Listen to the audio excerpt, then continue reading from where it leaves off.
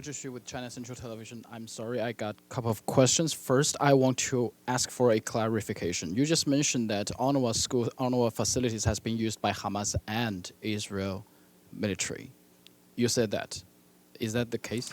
I am saying that we keep receiving allegation report of discovery of harms being hidden. We can see sometimes on video in social media that you have armed people in UNRWA premises.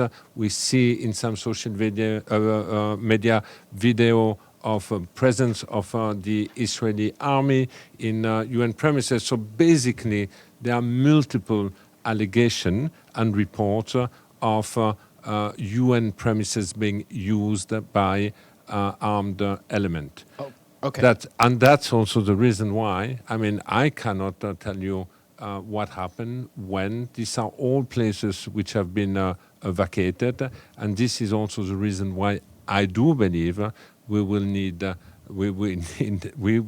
a board of inquiry once the environment permits, to clearly understand what happened and who was responsible. Okay.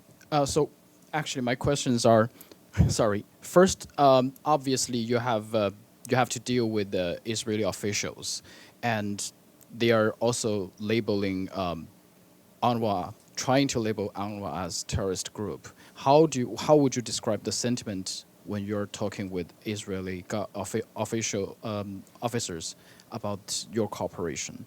And second, you mentioned that $1.2 billion for the emergency Gaza appeal, and you said you cannot really predict that long term.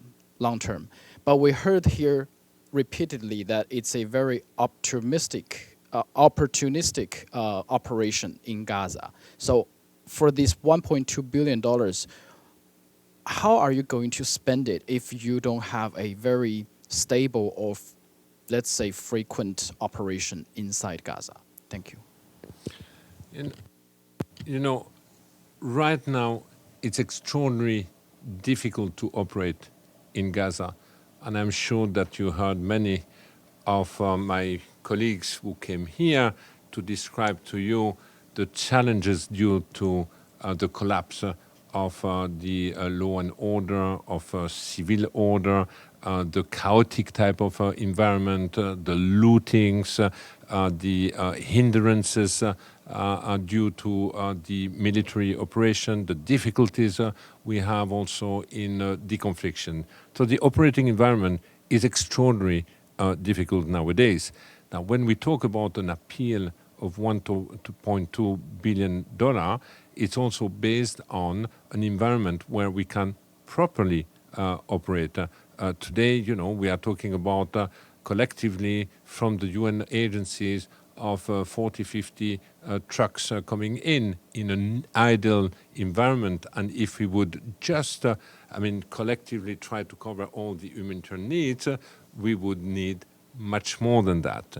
So again, the 1.2 is based on the most critical assessed humanitarian needs, but the environment today does not allow us to fully deploy the capacity we would have would the environment be conducive for that. Now, the second question is more about,